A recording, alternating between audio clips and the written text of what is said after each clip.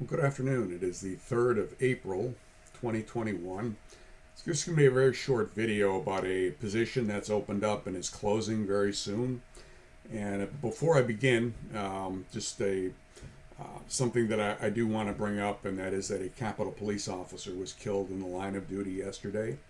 Officer William Evans of the United States Capitol Police was killed after an individual tried to breach the Capitol security with a vehicle, and he was struck with a vehicle and killed. And then the police officers then terminated the threat and shot the individual who was coming at them with a knife and killed him. So it's a job that one would not think is a dangerous job. I mean, of all the positions in law enforcement, the Capitol Police would not rank up there. But again, they've lost 2 officers this year. So please keep the family of Officer William Evans in your prayers, and just this video's in his memory. One of the positions that has opened up actually opened up back in January, and I think you're going to be seeing a lot of this. It opened up right after January 6th. The United States Supreme Court has its own police force, which is something I really didn't know, but they do. And they work under the Marshal of the United States, of the District of Columbia. So they report to the Marshal of the District of Columbia, and their duties are to provide security to the Supreme Court, bailiff type of duties, security details for the justices. Now, how tough would this position be?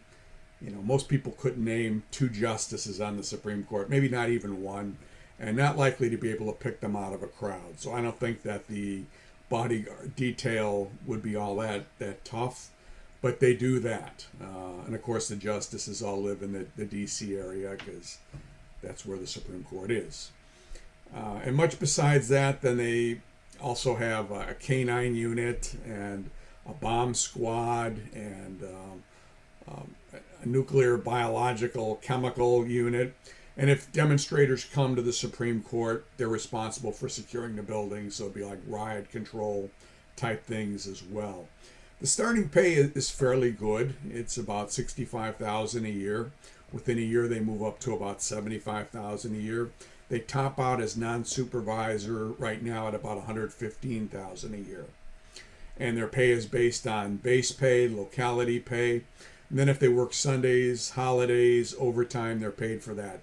But they are not Fair Labor Standards Act exempt.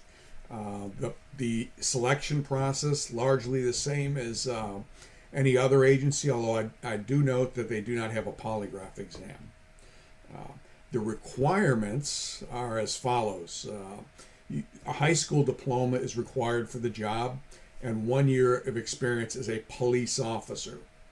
Now, if you don't have a year of experience as a police officer, but 3 years of honorable military service, that will qualify you, or a bachelor's degree. So there's one of 3 ways you can get this job. High school diploma and 1 year as a deputy sheriff, patrol officer, or a municipal police officer anywhere in the U.S. 3 years in any branch of the military with under honorable conditions, basically an honorable or general discharge. And thirdly, a bachelor's degree. So most people who are interested in law enforcement will probably fall into one of those categories. The job does close on the 5th of April, so if you are interested, apply through usajobs.gov, send your resume in, and you'll be taking a written exam, which grades reading comprehension, grammar skills, a little bit of mathematics. I don't think it's very heavy lifting. There'll be a structured interview, a background investigation. Now, there is no PT test, but what they do have you do is a caliper test to see how much body fat you have. And if a male has over 20% body fat, you're out. So you might be a PT maniac, but if you have over 20% body fat, you're out. Females, it's 24%. Now, another big disqualifier for this job is tattoos. They don't like tattoos. So anything that shows in a short sleeve shirt. So if you got mom or, tic-tac-toe on your arm or something, they're not going to hire you, obviously. or a bone in your nose or something. That's not their thing. So basically those kind of agencies, Secret Service, Capitol Police, Supreme Court Police, because they work with high profile people, and that they want you to appear. And I suppose it's the same with the Marines who work security in the embassies and also in the White House. There's certain requirements that are probably above and beyond those of average Marines. How's that? The training is 13 weeks at Glencoe, Georgia, just a basic police school. What are the pros of the job? You're in D.C., okay, and getting a law enforcement position, so 21 to 36, unless you're a military veteran. You retire under federal law enforcement. You'll make a good salary. What are some of the, and it's I think a safe job. Now that might be a pro, it might be a con. What are some of the cons of the job? Again, it's in the D.C. area. There are no other positions available. So unless you come to this area, you're not going to be able to work for the Supreme Court Police, obviously. You're not going to be doing police work. How does it differ from being a marshal? Well, you're not going to be transporting prisoners. Okay. You're not going to be picking up fugitives. Okay. So those are two big differences. Other than that, a lot of what they do is what marshals do. You do bailiff duties. Now, they don't have prisoners in the Supreme Court.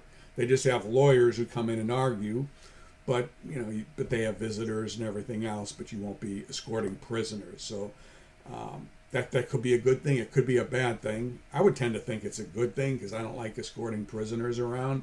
But then again, the opportunity to arrest fugitives that only exists with U.S. Marshals.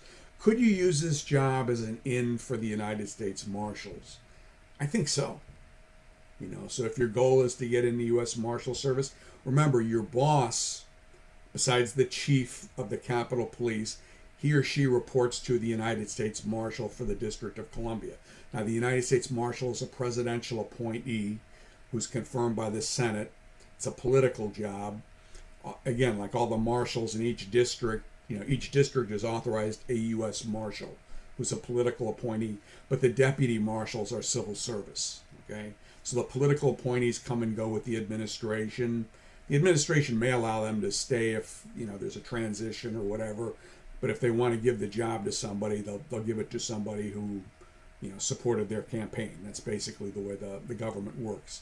In the government, there's the two types of jobs: your political jobs and then your civil service jobs. Should you apply to this job? Well, I think if you're looking to get in the federal government, for sure. If you're on a state and local department that you don't like, really don't like it, and bear this in mind. Again, with this trial that's going on right now, the police officer in Minneapolis, the defund movements, everything is politicized, very highly politicized in this country.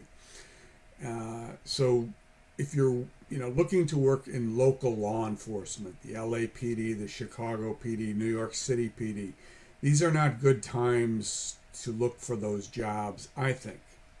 I have my own opinion of how things should work out and how I would work them out to do away with all the racial problems, but I don't want to get into it here.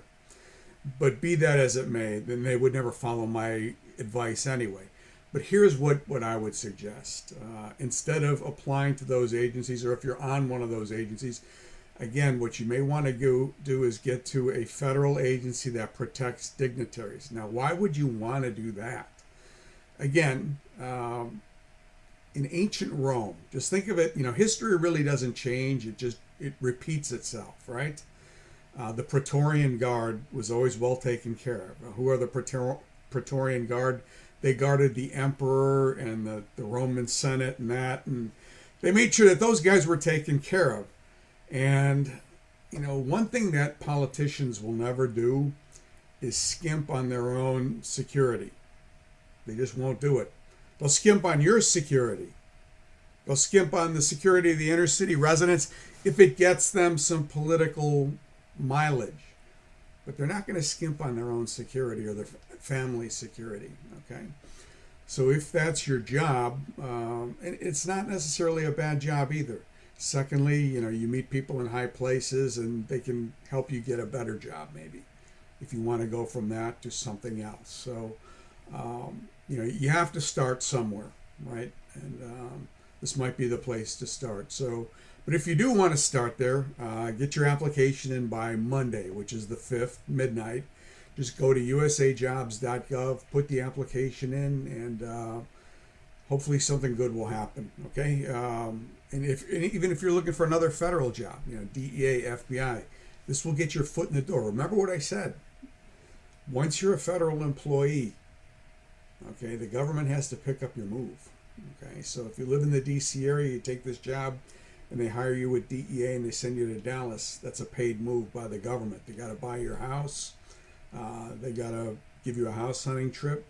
Whereas if you're coming from a state and local agency, they don't have to do any of those things. So hopefully this has helped out a bit. Hope you have a happy Easter.